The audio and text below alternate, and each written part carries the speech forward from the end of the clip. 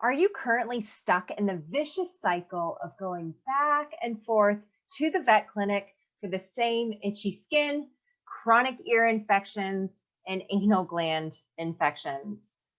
The drugs seem to help, but the problem keeps coming back. Your pet may even be on that expensive prescription food, but have you checked the ingredient list? If so, you may be wondering if it's even healthy for your pet to be on it for the long term. Or you may even be wondering if your pet is reacting to the foods you're feeding or has something like a chicken allergy. Allergies are hard, frustrating, expensive, and you may feel frustrated and hopeless right now.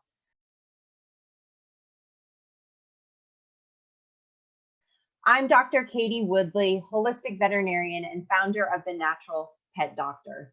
Today, we're going to be talking about how you can figure out if your dog's allergic to the food you are feeding them.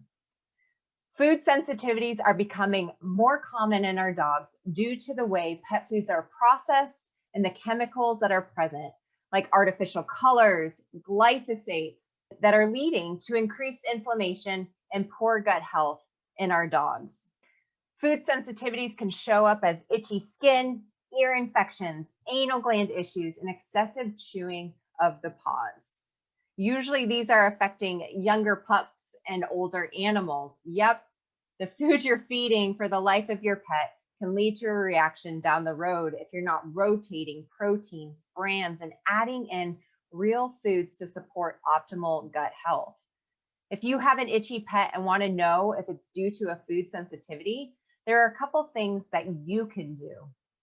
Supposedly, the gold standard for identifying a food allergy in animals is to do a food trial where you're feeding a novel protein diet for a certain period of time, and then you reintroduce the previously fed food and you see if there's a recurrence of the symptoms.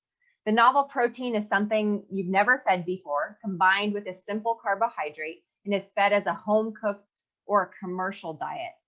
However, here's a couple problems with diet trials. Number one, they are really difficult to find foods that work since many brands of kibble use multiple types of proteins. Number two, you may end up picking a food that your pet's sensitive to, and then you've wasted 8 weeks, your pet's still miserable, and you're even more frustrated.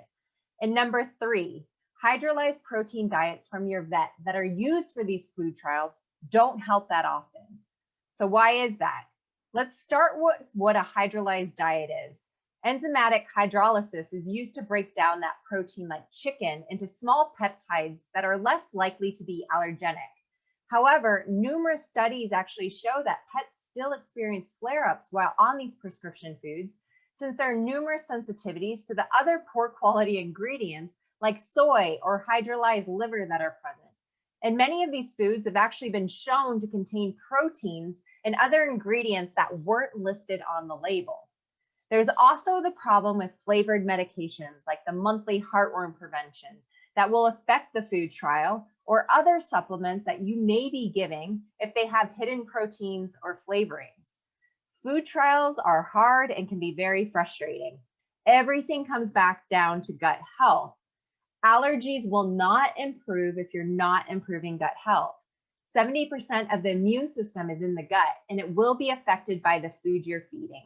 The environment, stress, and what you're putting into your pet's body, ranging from vaccines, supplements, preventatives, topicals, and any cleaning products.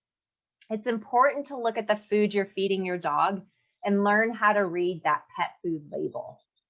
The most common ingredients dogs react to are beef, lamb, chicken, eggs, soy, wheat, dairy, white potato, rice, and salmon, which are common ingredients in many dog foods. But also see if you can transition to a diet that's less processed and doesn't contain preservatives, GMOs like alfalfa, soy, corn, canola oil, that are usually sprayed in glyphosate, which adversely affects the good bacteria in your dog's gut, and feed organic if possible.